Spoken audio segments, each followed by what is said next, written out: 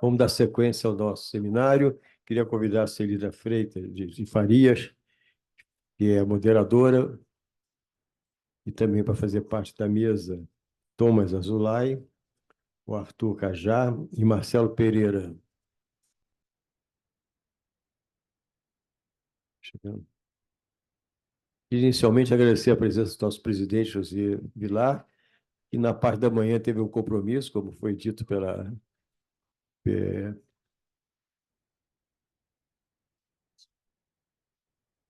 pela Aspásia Camargo, e ele agora está nos prestigiando nessa sequência. Eu, presidente, fico muito satisfeito com o resultado. Tivemos 170 inscritos, parte da manhã lotada, e agora com o grande público também. Então, ficamos muito contentes com essa resposta e com a qualidade dos primeiros dos temas e da qualidade das apresentações. Nós saímos aqui bastante, estamos saindo, que ainda tem mais coisas, mas muito bem situados em relação à inteligência artificial nos vários segmentos da cultura. Vemos em música, artes plásticas, artes visuais, literatura, e agora vamos ter gastronomia inicialmente na parte de moda e depois gastronomia. Então, também agradecendo a presença de todos vocês, vou dar a palavra agora à moderadora Celina de Farias, que vai dar sequência a partir de agora. Sim.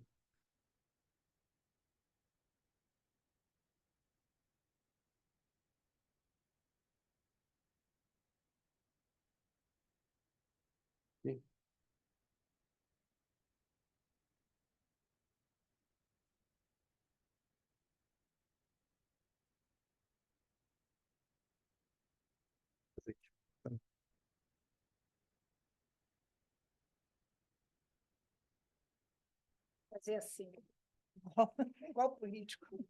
Mas é essa. Pronto? Olá, boa tarde.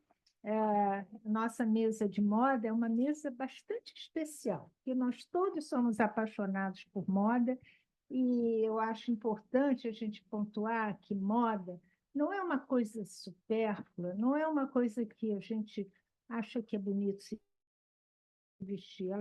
Ela caminha por vários segmentos, como nós vamos ver aqui, do design, até da neurociência, da filosofia. Ela é muito importante. Deixa eu me localizar. Eu sou do conselho aqui da Associação Comercial, sou também presidente do Conselho Internacional Consultivo do Instituto Zuzu Ângelo, que é uma fundação pioneira aqui, que trabalha em prol da moda brasileira e internacional.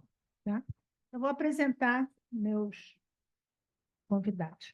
Começar com o Thomas Azulay.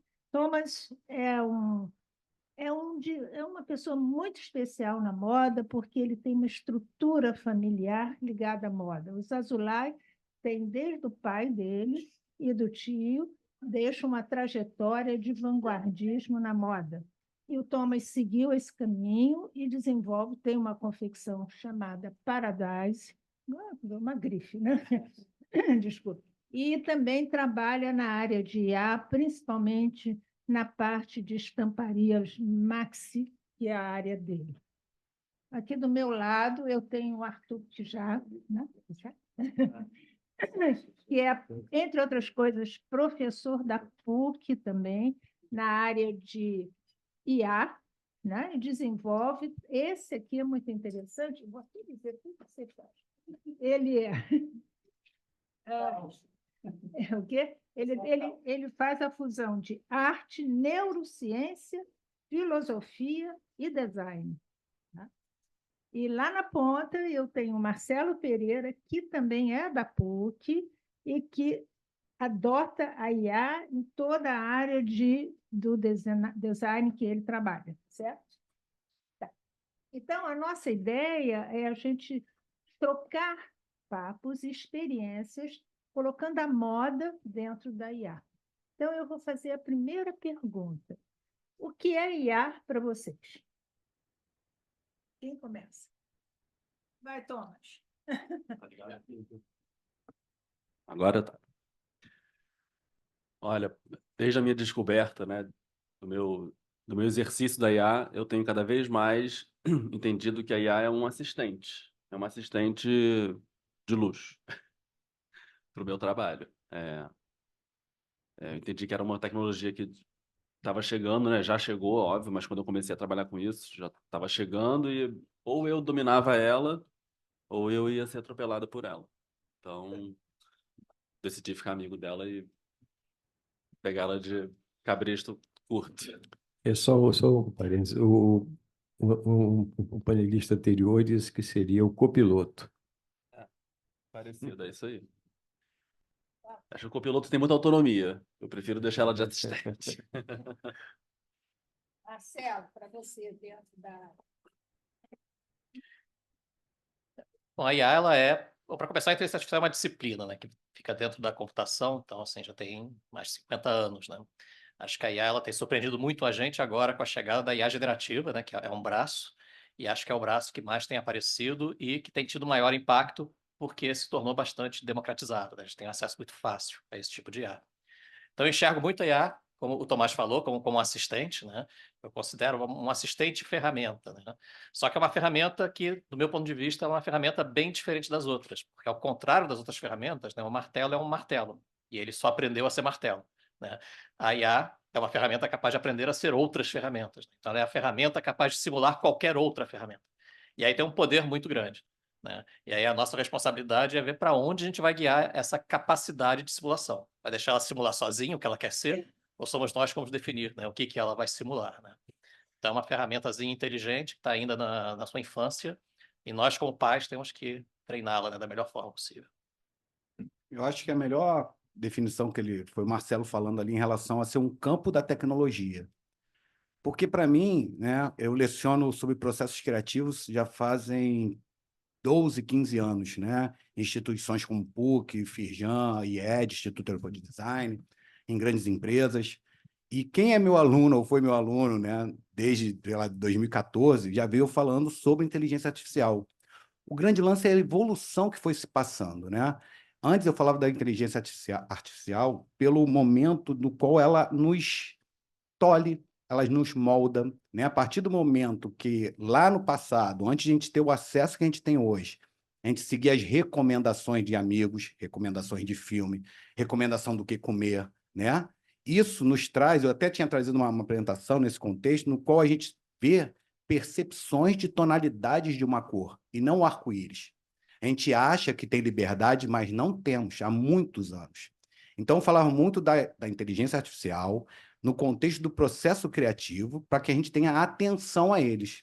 Só que a partir de 2020, ali, né, quando a gente começou a ter acesso às ferramentas, principalmente as de linguagem natural, como o ChatGPT, como as inteligências artificiais que geram imagens, que, né, que é a linguagem natural, acho que esse foi o grande pulo, porque quem já sabia programar, né, botar um Stable Diffusion na máquina, poder bancar uma placa da NVIDIA, né, que a 4090, se não me engano, ela está para mais de 25 mil. Quem podia bancar isso já podia acessar e transformar. O grande lance é que hoje qualquer um, com aplicativos tipo o Stairway. Stairway é um aplicativo no qual você consegue já treinar com seu próprio estilo o que vai sair. Então, a tua imagem não vai sair baseada em Miró ou Picasso, vai ser baseada na sua quantidade de arte, se você é um artista. A mesma coisa se você for um escritor, você pode nutrir a partir da sua forma de escrever e ele vai escrever daquele jeito. A sua preocupação em relação a ver a veracidade dos textos, cada vez mais tem aplicativos que também fazem isso. Entendem se aquele artigo foi escrito por uma IA ou por um ser humano. Então, para mim, o grande lance da inteligência artificial como um campo da tecnologia é que a gente seja acima disso, que a gente seja criativos. Porque essa é a minha militância como ser humano. Eu tenho um propósito muito real de expandir o potencial humano. E o que eu faço para expandir o potencial humano é fomentar o despertar da criatividade, que há muito tempo a gente é limitado, né? Se você usa uma roupa diferente, se você age de uma forma diferente, se você tenta algo diferente, muitas vezes as pessoas não sabem lidar com a cultura do erro. E quando a gente fala sobre existir, a gente fala sobre inovar e evoluir. E para inovar, a gente precisa colaborar, ter empatia e, principalmente, lidar com a experimentação, num contexto que o erro é um aprendizado. E isso que me faz usar a inteligência artificial, a partir do momento que ela se tornou fácil de usar, compreender ela dentro do meu processo criativo. Para quê? Para que ela se torne um martelo e não uma muleta, que ela não limite a minha criatividade, não me faça achar que eu só funciono a partir daquela tecnologia. Então, acho que a minha visão da inteligência artificial é que ela, sim, um bom apoio para a gente ser potente, mas a gente nunca pode deixar de buscar ser potente, ser criativo para usar isso.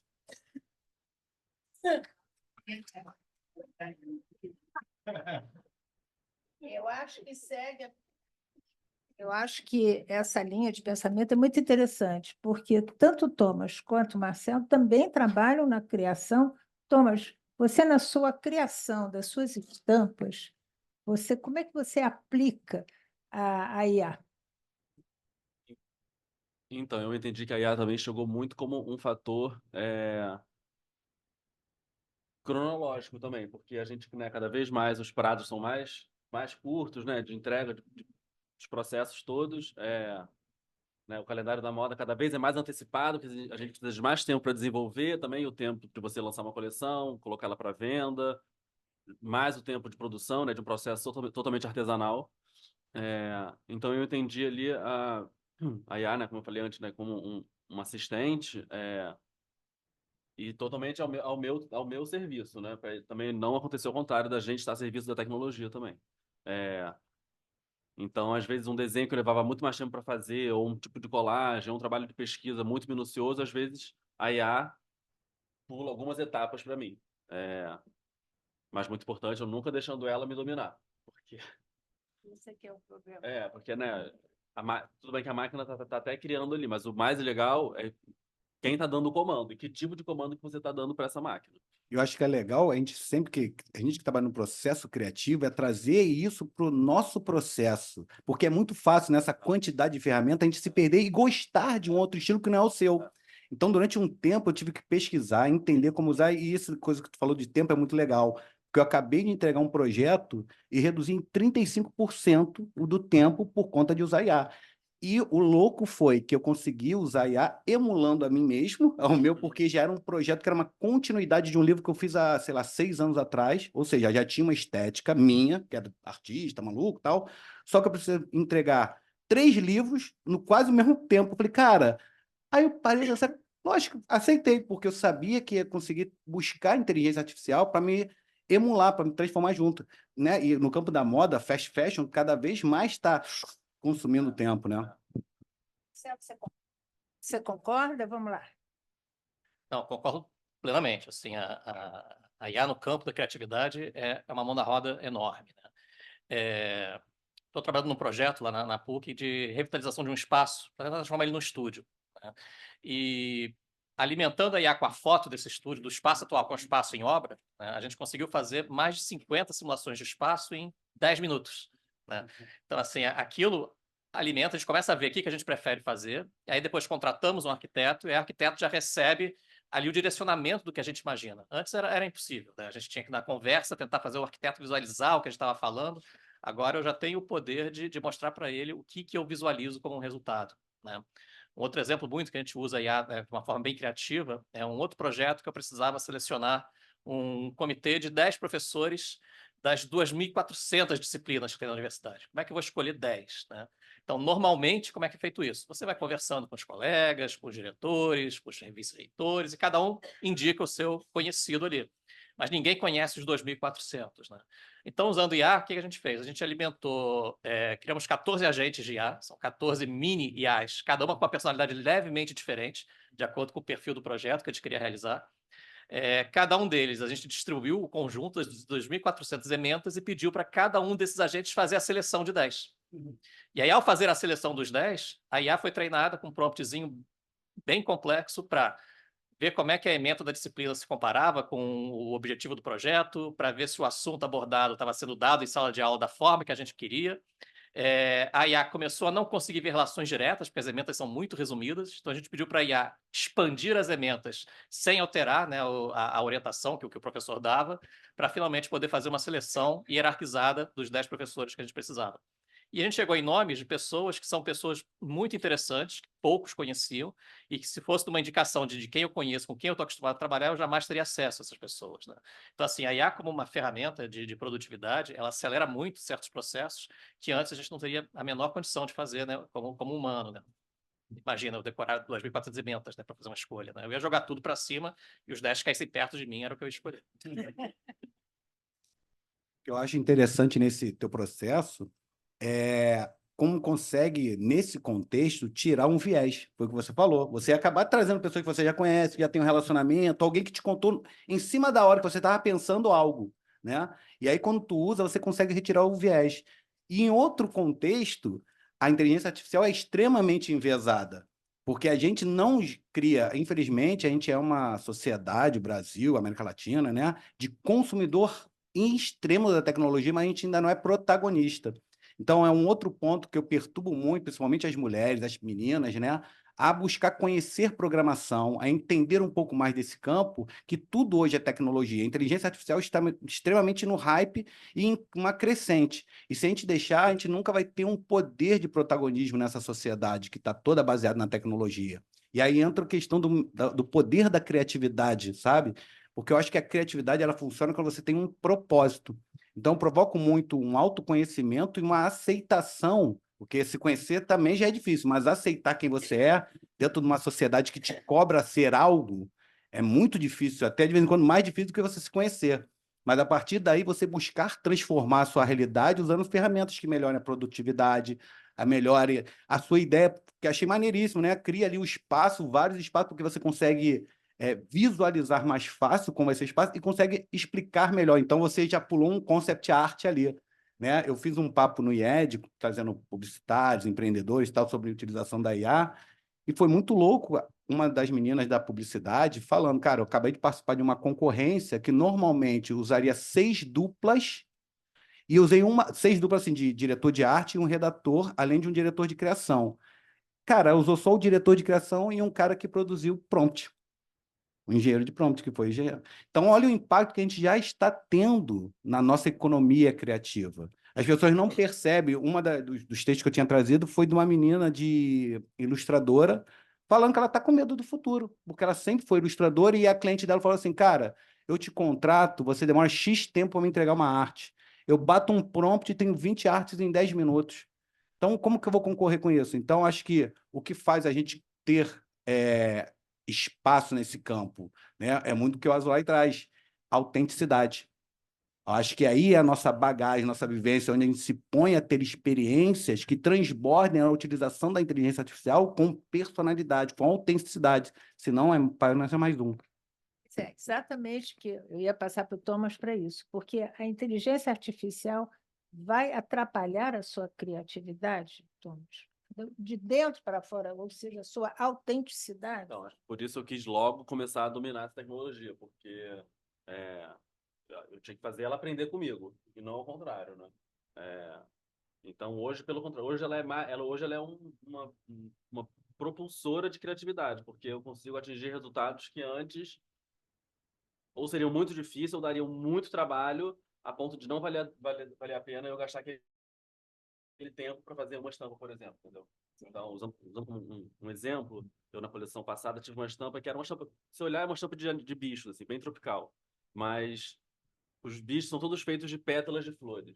Então, para eu fazer isso, assim, ou eu tenho que comprar milhões de flores, cortar, fazer um projeto mesmo ali, 3D para fotografar, enfim, não valeria a pena transformar numa estampa. Seria um projeto que ia levar um mês para fazer. E a inteligência artificial me entregou isso não em ilustração, em foto também, uma coisa totalmente fantasiosa. Então, sim, para mim é só para ajudar, só mesmo para ajudar, porque ela não limita. Assim.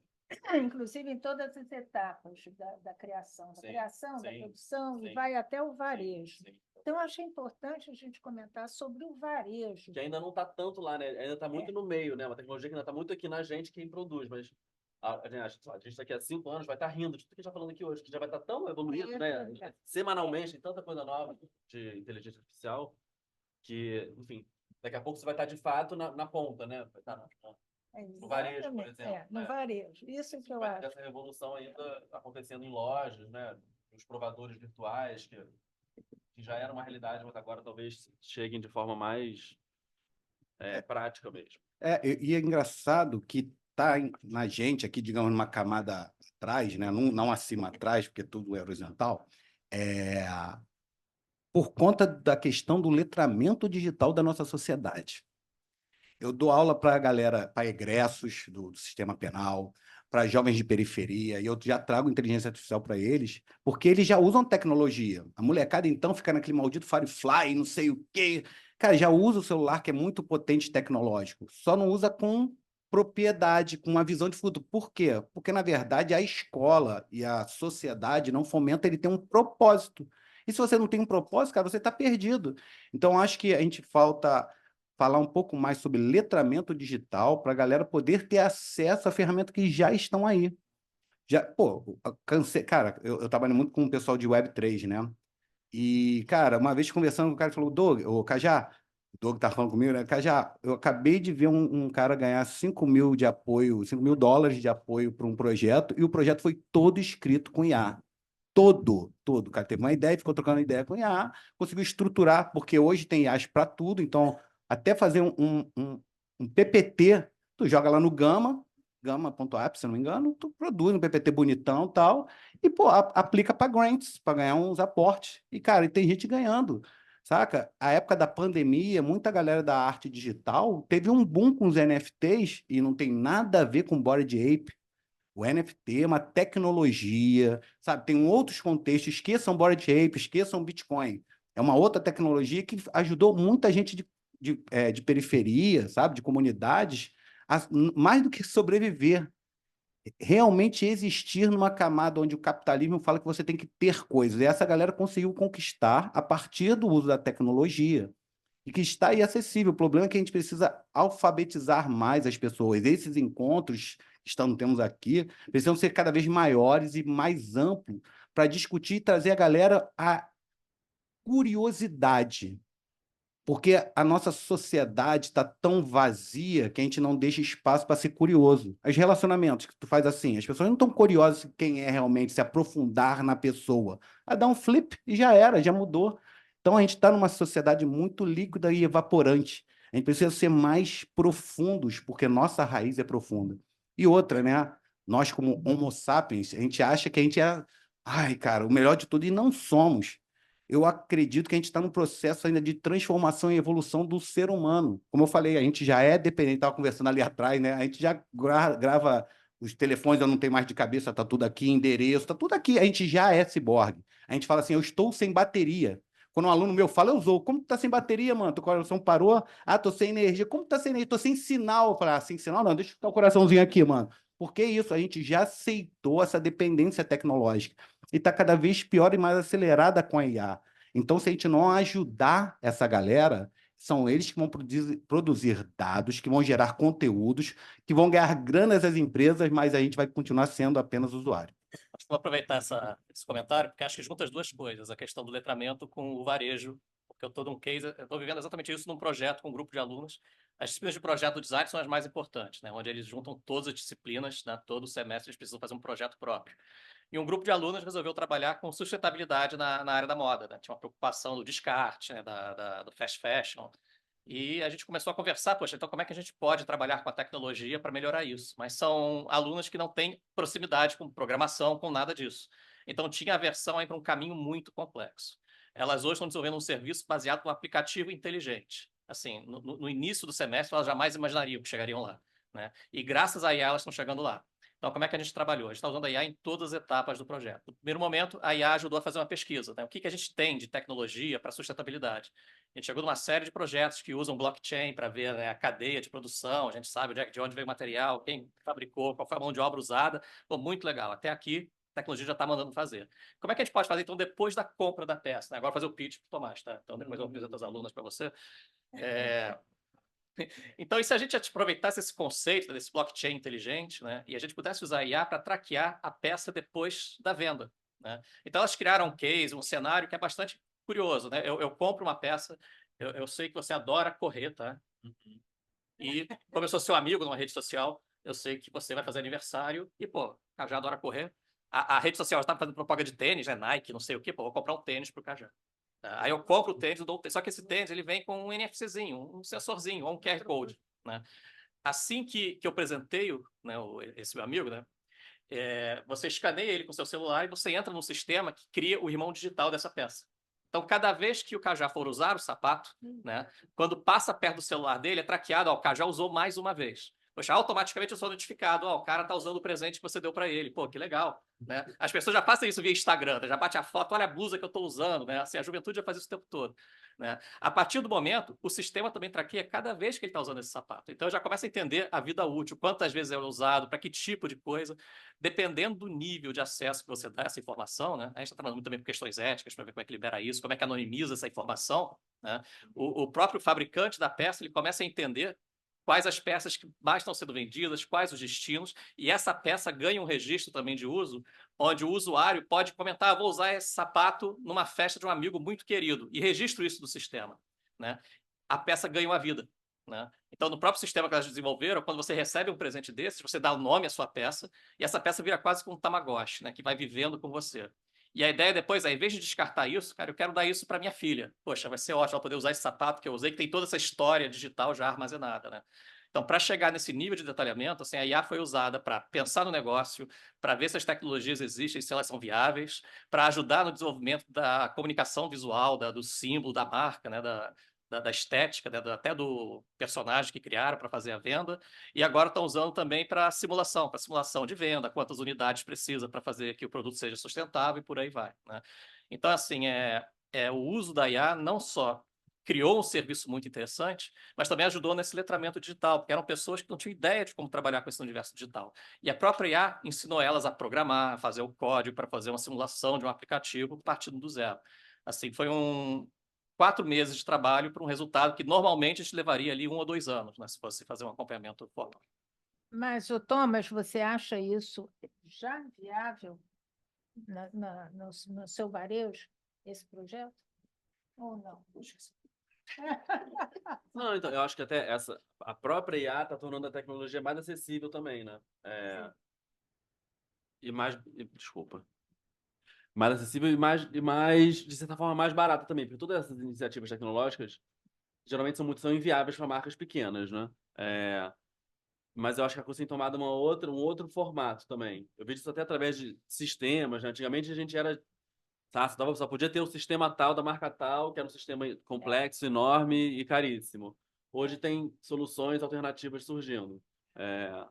Então eu acho que com tecnologia e curiosidade, né, das pessoas se envolverem mais com o assunto, isso já vai ser absolutamente viável, quer dizer, já é viável e vai ser cada vez mais viável e presente assim no nosso dia a dia. Não, só para complementar o Marcelo, é que nesse contexto de traquear, eu acho que o grande lance é ter aquela mentalidade de economia circular, né? Não sei se todo mundo já viu o documentário que saiu semana passada, Conspiração Consumista. Está no Netflix, vale a pena ver. E a gente está falando, tem um momento que estão em Gana, se eu não me engano, e ele falando que a população, se eu não me engano, são de 35 milhões, e chegam nas praias deles lixo de cerca de 15 milhões de toneladas de roupa, né, por dia. Então, muitas vezes a gente joga fora, e isso eu achei lindo, a gente não joga fora, a gente só tira da nossa vista, porque tudo que a gente usa se mantém, não se perde, não se transforma. Mesmo quando a gente doa, muitas vezes que a gente acha que está doando, a gente não sabe onde vai parar aquilo. De repente vai se transformar em lixo. Então, essa visão de letramento digital e consumo consciente, num ambiente onde a tecnologia acelera o processo de fast fashion, é muito importante no desenvolvimento da nossa sociedade, nesse pensamento mais profundo da onde a gente está indo e o que a gente realmente quer. Porque é muito fácil, né? E nesse vídeo é legal que mostra o pessoal na Shopee comprando, e assim, eu sou um cara que só uso banda de rock e tal, e aí do nada minha namorada chegou com 10 camisas. Eu me assustei, porque eu nunca compro 10 camisas. Raramente eu compro uma, porque eu sou hardcore, urbano, então normalmente, pô, banda que eu gosto muito e é difícil achar. Cara, entrou na Shopee, pegou minha playlist e comprou 10 camisas. Isso é insano para mim, que não sou consumista, sacou? Meu filho é um cara que, pô, trabalha com tecnologia desde os 15, ele tem 25 anos, é um cara que tem um saláriozinho de adulto e tal. Cara, ele tem 2 tênis, três tênis. E eu surto. Porque eu sou do século passado, eu tenho 2 coturnos, não sei quantos tênis para andar de skate, tênis para sair. Ele tem um tênis para uma sapatilha para escalada, um tênis para andar de skate e um tênis para correr. E eu fico meio passando mal, sabe? Meio ansioso. Eu falo, cara, como tu consegue? Eu falo, cara, eu não tenho, eu só tenho 2 pés. E aí me destrói. Mas ao mesmo tempo me dá segurança que tem gente dessa próxima geração que está muito mais consciente do que eu. Porque é isso, a gente vive num contexto que consumir nos alivia, nos posiciona, nos diz quem somos, além do nosso caráter. E é muito complexo isso nesse contexto da moda, dessa transformação que as narrativas que a moda traz, porque você falou mesmo, fast fashion, né? O quanto isso impactou na cadeia de produção de lixo, sacou? Além de te atrapalhar na geração de rápida de ideia que tem que ter, porque senão já era. E aí, nesse documentário, ele fala a quantidade de peças novas que hoje saem. E a Shine é mais de 1 milhão de peças novas, não são de produtos. Mano, eu não sei onde a gente vai parar. Vejam isso, é triste. Mas aí, se o Thomas ouvir isso, ó, aí você vai criar como? Na sua fast, que é um fast fashion, toda a moda atualmente. Na verdade, a gente fica num exercício de remar contra isso, né? Porque isso é o que a gente está vendo para onde que o mundo está indo, né? Né? A massa está consumindo dessa forma. É muito bizarra a quantidade de lixo que se produz. O descompromisso que existe com o consumo também, porque você também consome sem. Você quer aquela roupa só para aquela ocasião, depois não importa, porque ela custou um preço que você não vai se apegar a ela, você joga fora. E você não joga fora, porque não tem fora, é tudo aqui dentro, né? Então, eu faço todo ano, faço pelo menos uma coleção em parceria com a Lenzing, que é uma empresa austríaca de fibras de celulose, que fala muito sobre o descarte, né? Porque a gente fala muito sobre a origem dos fibras e tecidos, mas a gente não fala sobre o descarte.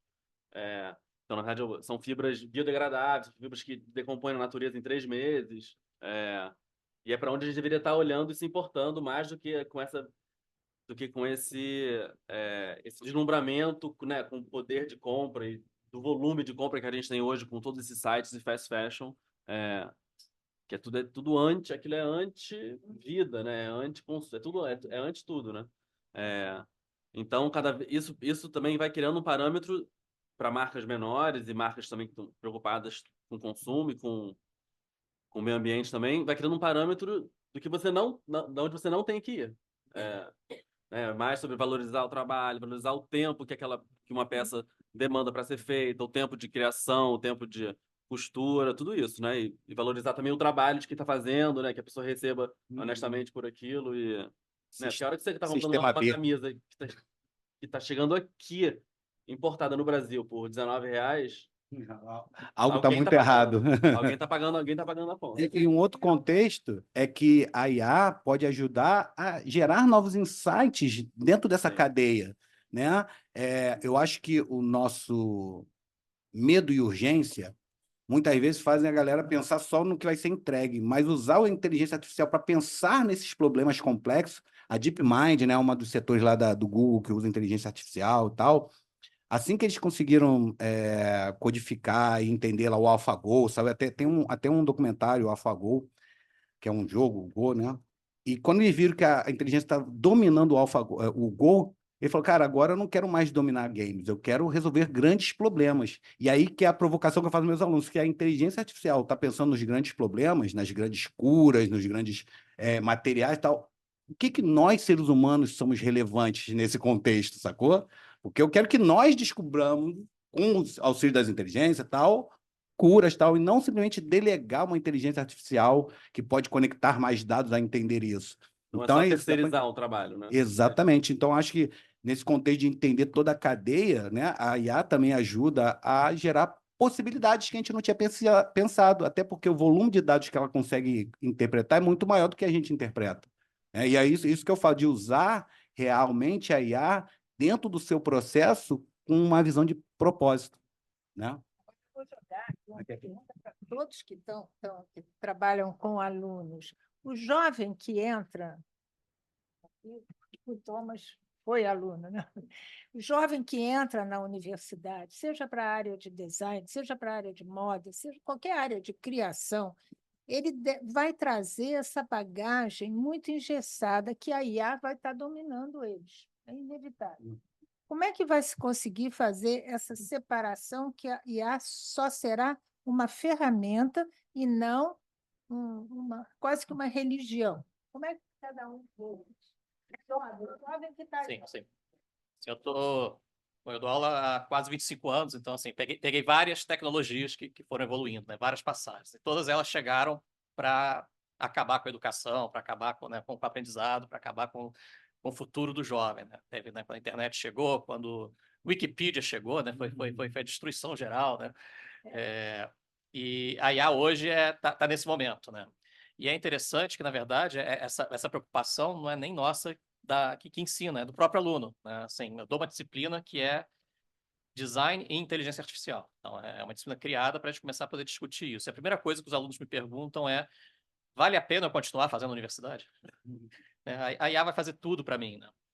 E assim, o que eu costumo responder é: poxa, vamos descobrir juntos, vamos trabalhar junto com a IA e começar a comparar resultados. E eu acho que essa é uma chave interessante.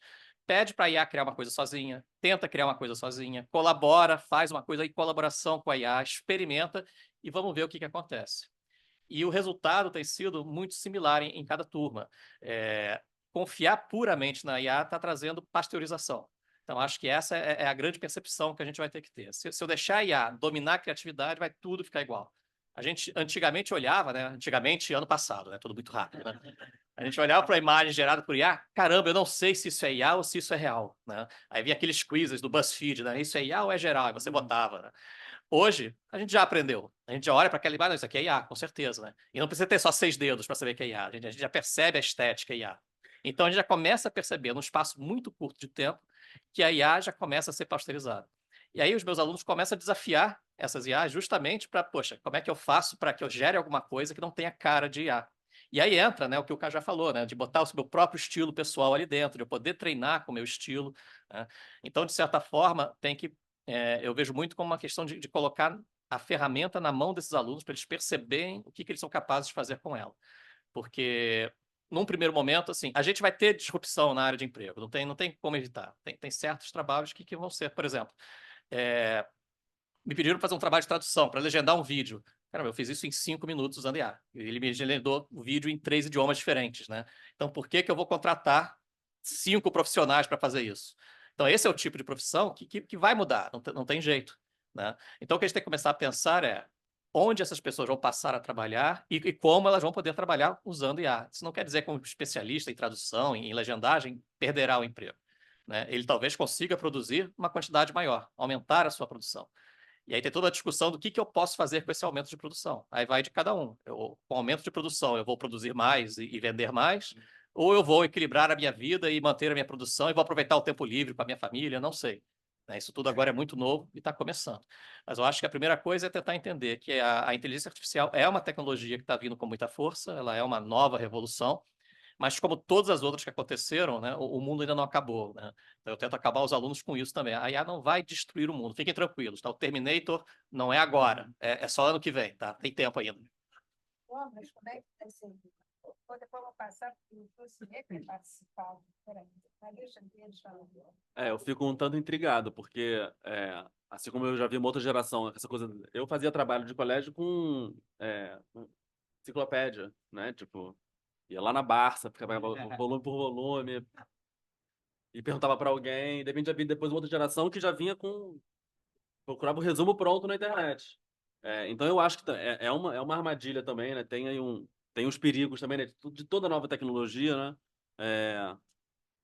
De uma geração que já vai chegar já nem sabendo que não existe essa ferramenta, né? Então, São os nativos digitais.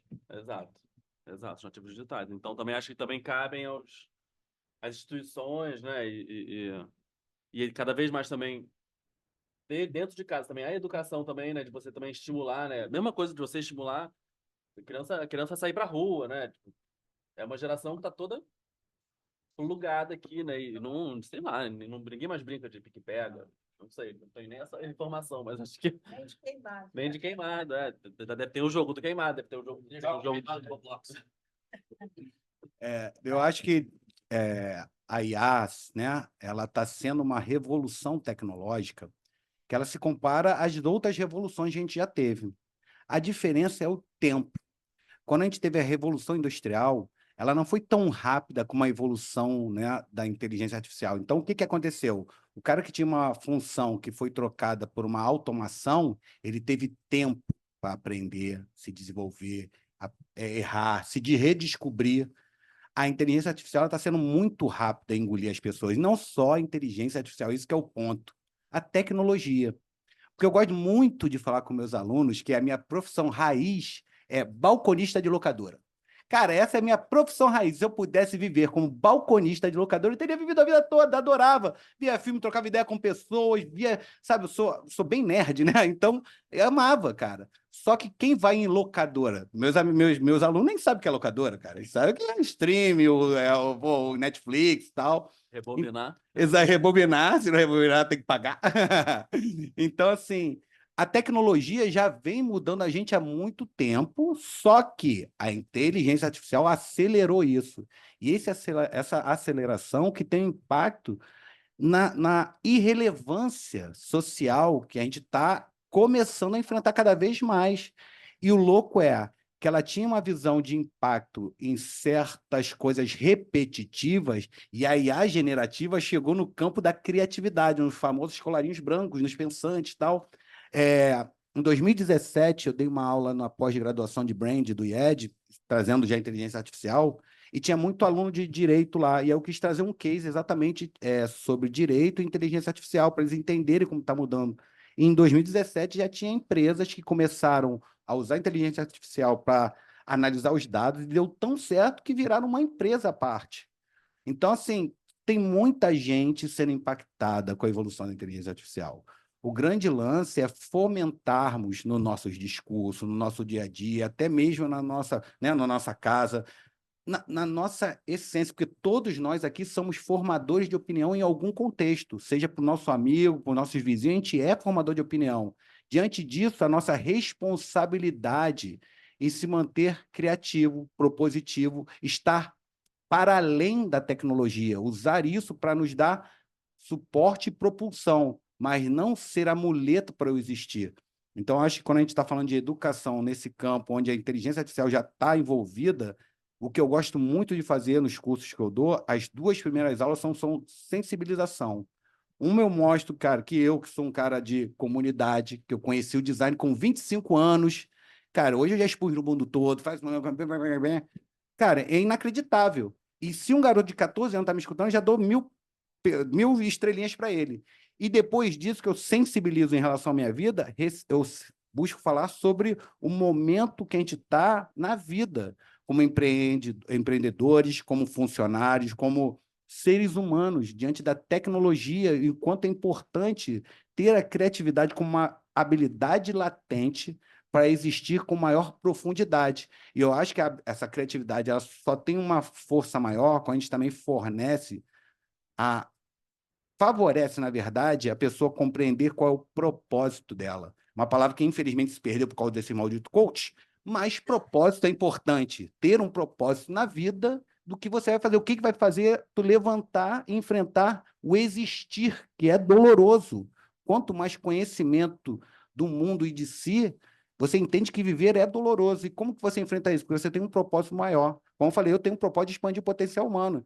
Porque se eu conseguir sair de onde eu saí, com o contexto familiar que eu tive, e ser uma pessoa realizada, cara, desculpa, todos nós podemos, principalmente essa molecada que acha que não tem futuro, e acha que não tem futuro porque está preso numa visão midiática, que para ter sucesso você tem que ter tal símbolo, consumir em tal lugar, tirar foto em X lugar, e a criatividade te faz aceitar a sua própria potencialidade para criar a sua realidade. Enfim, eu falo para cacete.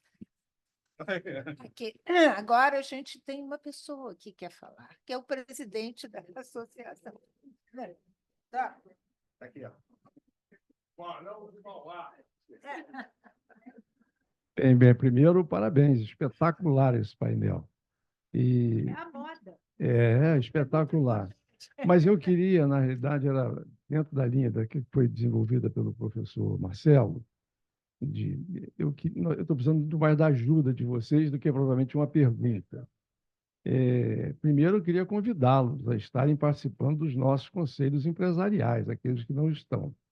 Nós temos aqui 25 conselhos empresariais, incluindo da cultura, obviamente, e temos conselho de empreendedorismo e inovação, que eu gostaria muito de ter a presença de vocês no varejo.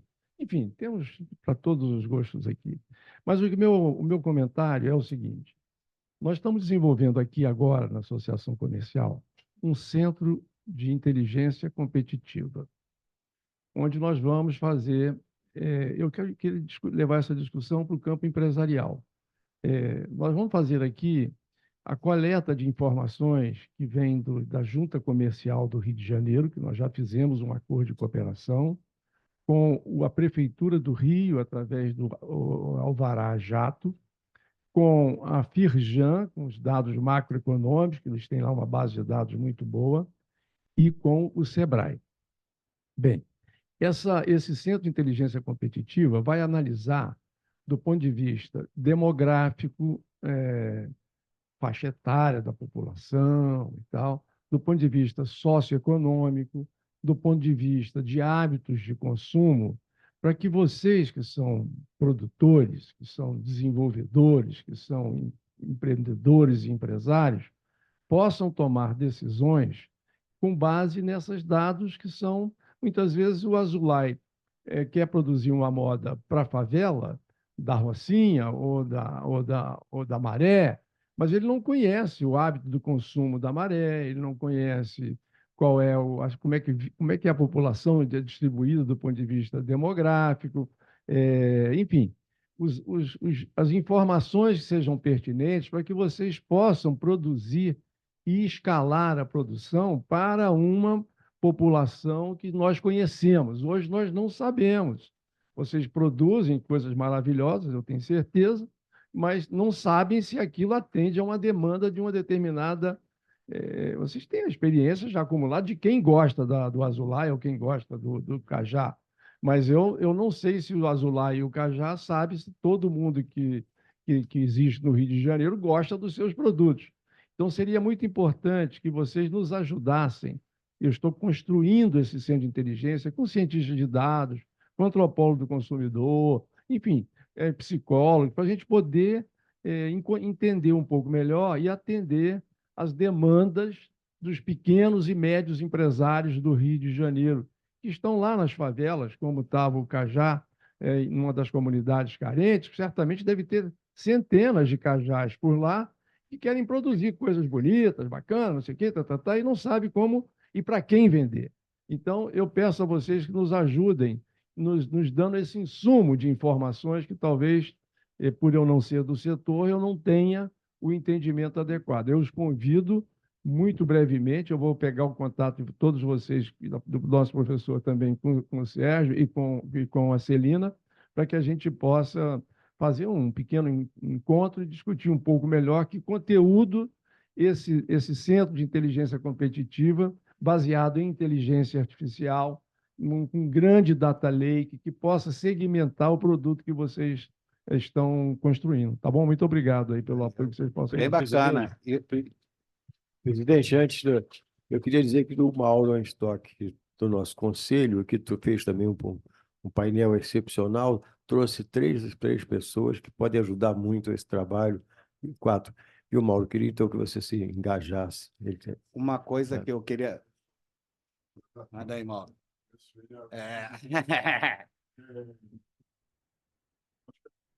Eu já tinha ouvido o projeto, né? É fantástico ele integrar tudo o Estado para todos.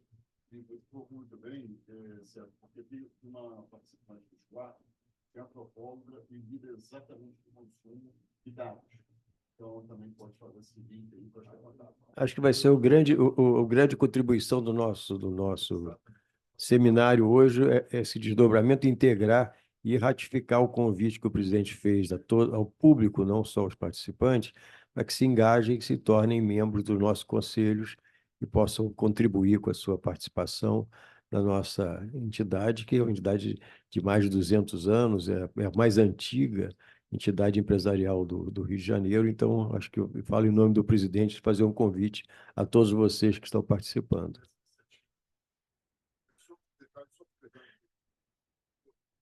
Observação que você colocou, se vai fazer ou não faculdade, né? Estamos contra, né? Porque hoje há tantos movimentos fora do mundo acadêmico, aí eu não estou entrando nesse por favor, né? Mas que o jovem fica pensando nisso, vale a pena ou não vale a pena? Eu queria pegar sobre o teu gancho, pegando isso, já brincando com isso, com você, Gabriel, você fala do letramento. O letramento, claro, tem indispensado fundamental, ainda mais nesse ponto, mas o letramento direcionado para o mercado de trabalho. O letramento que vai dar primeiro a bagagem técnica e depois dar o direcionamento para como ele pode aplicar aquilo no dia a dia profissional que ele venha, independente da carreira dele, que ele venha a ter. Isso, se tiver viés acadêmico junto, melhor ainda, naturalmente. Né? Então, como que isso vai lidar na prática? Né? É uma pergunta. Não, assim, só fomentar, só para fechar ali ó, o papo dele, é que analisar dados, tal, eu acho que é muito legal a gente trazer uma visão de design thinking, né, como um processo, porque entender contextos também é fogo. Cada pessoa aqui tem um contexto de por que está aqui hoje. Tem gente que quer aprender prompt, tem gente que quer ouvir sobre, que nunca escutou, tem gente que já usa e quer acelerar. Então, é importante também, porque muitas vezes eu vejo as pesquisas e esquecer contexto, e o contexto é um lugar tão estranho que é muito delicado entender e conseguir fatiar. Em relação à visão de futuro e letramento, eu posso citar o meu filho, né? Meu filho foi um cara que quis ser jogador de futebol, e eu detesto futebol, e eu tive que acompanhar ele em tudo, só que ele tinha um dom. E aí, quando ele passou para o Flamengo, ele abandonou. Eu fiquei com vontade de matar, porque eu, como eu detestava, eu tive que levar o tempo todo, né? Aí ele falou para mim, ele tinha na época cerca de 12 anos, 11 anos. Ele falou, pai, a maioria dos jogadores com 30 e poucos anos acaba a carreira e não tem futuro. E a minoria vai ser Neymar. Eu vou procurar outra coisa que eu goste. E aí ele descobriu a matemática. Começou a matemática, Olimpíada de Matemática, lá vamos nós ficar nas Olimpíadas de Matemática acompanhando. Se deu bem, buscou uma escola, o Hort, uma escola ligada com grandes universos, né? E aí dali, eu não tinha grana para pagar. Ele é o tão bom aluno que ele ganhou bolsa e foi cortada a bolsa de todo mundo, menos a do meu filho. Ele se formou, chegando a ganhar dinheiro. Falei, cara, só tu mesmo para se formar ganhar dinheiro. E mais do que isso, ele ganhou um projeto no Google, que ele ganhou direito à faculdade eternamente pela FIAP. Ele abandonou, ele nunca fez faculdade. O que ele aprendeu de matemática, ele desenvolveu em programação, ele trabalha desde os 15 anos na Estônia. Ele começou na Pagar-me, continua na Estônia, ele pediu demissão e o cara falou, olha só, tu vai pedir demissão, mas a cada 6 meses a gente vai te ligar que a gente quer você de volta. E aí passou uns 2 anos assim da vida sabática dele, e aí ele voltou, já faz 2 anos que ele já está de novo lá na Estônia. Então eu entendo, voltando lá atrás, que propósito é que vai fazer que o letramento seja direcionado a uma profissão porque ele quer aquilo. Hoje eu entendo que meu filho quer, ainda está buscando, porque ele tem 25 anos. Então ele ainda está buscando, só que a programação dá a liberdade para ele ter tempo, porque ele vai lá, programa, se organiza, e ele é um gestor já, então ele tem equipe e tal, com 25 anos, é muito engraçado isso, tem equipe, tal, gestão, só que tem gestão e tempo. Porque ele produz e no meio do dia, se ele quer escalar, que agora ele começou, além de skate, ele começou a escalar, ele vai, escala. Tanto que ele se mudou agora para o Grajaú para ficar perto ali do Pico do Perdido, para escalar. Então, todo dia de manhã ele me manda antes de começar a trabalhar e tal. Então, eu acho que a gente precisa fomentar nessa molecada um propósito, para eles entenderem quais ferramentas vão ser necessárias para ter uma vida plena e não uma vida encaixada. Porque a gente vive vidas que buscam ser encaixadas para ser útil. E eu acho que a vida útil tem a ver com a nossa liberdade de existir. Não sei se ajudei. Agora, só para finalizar, eu só queria pontuar num olhar diferenciado do Cajá. Nós temos aqui o Thomas, que é da tradicional família de moda desse país, os Azulay. Thomas foi meu aluno, ele foi fazer faculdade. tendo uma trajetória e uma genialidade genética incrível. Mas acrescentou, eu tenho certeza, ele era um show como aluno, porque ele trazia a bagagem cultural da família e está aí bombando num voo próprio, na Paradise. Então, eu defendo a universidade, sempre. Tá? Eu não, eu sou contra. Ah!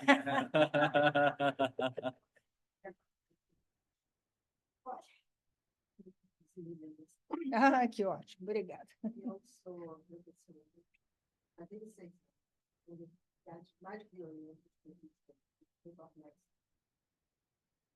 Eu diria a vocês que o estado que essas crianças e jovens chegam, para mim, 12 anos, que não é o caso, não adapta o discurso quase total, conhecimento geral quase total. Eu faço letramento digital.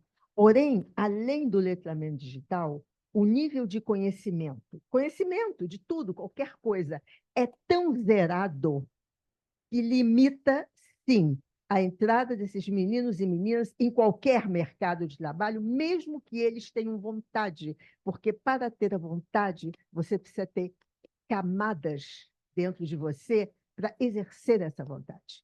Então, a situação nas periferias, no Rio de Janeiro, na parte educacional, é catastrófica. Só queria dar o meu pitaco. Não, perfeito. E eu acho que é por isso que todo o processo que eu tenho trabalhado tem a ver com esse despertar de propósito. Porque a partir do momento que ele tem uma visão dele à frente, ele busca embasamento para ser aquele sonho. Então, eu uso o Ikigai, né? Que é uma ferramenta de visão de propósito, uma ferramenta lúdica como o Noticiário do Futuro. Eu busco instigar essa galera a pensar nele à frente, porque eles só existem no agora e sobrevivem no agora. Eles não têm nenhuma visão do que podem ser. Eles não se enfrentam a ser algo, porque o contexto existencial dele não quer isso. O contexto existencial dele não fomenta. O pai dele, infelizmente, está só sobrevivendo. Se tiver pai, né? A maioria das vezes é mãe e avó. Então, é muito difícil. Então, a minha provocação, e eu acho que o meu diferencial no contexto educacional dessa criançada, dessa molecada, tem a ver com essa verdade que eu provoco a eles. Cara, busque saber o que você quer. Isso foi muito bacana nesse último curso que eu dei no Porto do Saber, que tinha um garoto que no início da aula, ele falou que ia ser jogador de futebol, passou por todo o processo Ikigai, descobriu a questão de querer ser confeiteiro e tal, e no último dia ele levou um bolo para mim. Isso foi muito bacana, de ajudar a despertar que, cara, no fundo, ele não quer ser um jogador como a maioria da galera de comunidade quer ser, né? Porque tem os hypes que saíram da favela, mas ele entendeu que, cara, o que ele gosta mesmo de fazer é cozinhar, fazer bolo, fazer doce e aceitar, e é isso que eu falo do autoconhecimento e a aceitação, que é difícil. Então, acho que nós, professores, educadores, formadores de opinião, a gente tem que provocar o outro a ser o que ele quer ser, e não ser algo que é útil para a sociedade. Porque, na verdade, todos nós somos apenas um nó na construção dessa realidade. Tá. Bom, eu acho que...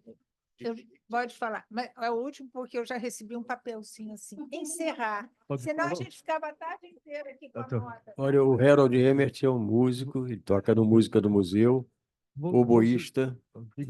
Você estava falando sobre inspiração. O grande compositor Hindemith falou inspiração de 99% perspiração, 1% inspiração. Agora, você acha que a inspiração do futuro vai ser o site GBT, ou vai ser papos como gente? Eu gostaria de saber se este vai ser o caso de uso destes aplicativos. Então, Tom Jobim passou a tarde na churrascaria. Nos jornais ingleses tínhamos pubs para discutir. Eu toquei na orquestra 40 anos aqui, tínhamos roda de café para discutir com professores. Então, parece que vai pedir muito este contato humano. Eu comecei agora a usar inteligência artificial, mas gostaria de saber o que você acha. E outro minuto? Perfeito, perfeito. Em um minuto, falar rapidinho. Um dos vídeos que eu falo sobre processo criativo, eu falo da questão relacional. Acho que o humano, ele é muito mais potente, porque quando a gente fala de inteligência artificial, ela está sendo ou alimentada por dados que já existiram, ou por dados que são construídos. Quando a gente está falando, se nós aqui nos juntar para contar as nossas vivências, que são a grande sabedoria da nossa existência, que transbordam. E é isso que pode fomentar algo a mais. E quando eu tenho um propósito e sei pescar aquela palavrinha certa, eu posso ser mais, né? Você está citando aí, né, Vinícius, Tom Jobim, a galera estava ali num flow de fazer música, então tudo inspirava. Agora, se eles não quisessem fazer música, nada ia inspirar. A vida não inspira quando você não sabe para onde você quer ir. Então, acho que é isso, mais ou menos. Eu acho que, assim como na moda também, a gente vive esses flows também, né, de comportamento. Então, assim como na moda, às vezes, a gente acaba indo para... A moda tá toda uma tendência toda mais tecnológica e, de repente, o ser humano sente vontade de ficar mais artesanal. Eu acho que esse flow tecnológico vai dar mais e mais e mais vontade da gente ter relações pessoais também. Então, a gente vai ficar sempre vivendo nesses vai e vem. Assim. Acho que quanto mais tecnológico e quanto mais... violenta ficar a inteligência artificial no nosso dia a dia, mais a gente vai ter necessidade de ter essas trocas pessoais mesmo. Eu vejo muito por isso. Acho que só assim, empiricamente, em sala de aula, o resultado até agora tem se mostrado muito claro, né? Aluno trabalhando sozinho com IA gera resultado, produz. Alunos trabalhando em grupos, trocando fisicamente entre si, e a IA é só mais um componente, geram resultados muito melhores, tá? Então, o contato humano é indispensável, e eu volto ao início, assim, sem esse contato humano, sem essa troca, a IA vai ficar pasteurizada, ela vai ficar a mesmice de sempre. Então, não tem como evitar o contato humano. Bom, infelizmente a gente vai ter que acabar, porque moda é um perigo, né? Fica a tarde inteira. Obrigada, Marcelo Pereira. Obrigada, Thomas Azulay. Obrigada, Arthur Cajá. E parabéns, Sérgio, pelo projeto. Parabéns à nossa menina ali, Andréia, que foi um espetáculo. E foi muito bom. Quando quiserem moda de novo, pode pedir que a gente fala 3 horas se precisar, tá? Bom, na sequência, nós vamos tirar uma foto, né? E depois nós vamos ter a inteligência artificial na gastronomia e vou chamar em seguida os participantes e o moderador Reinaldo Paz Barreto, que faz parte do nosso Conselho de Cultura.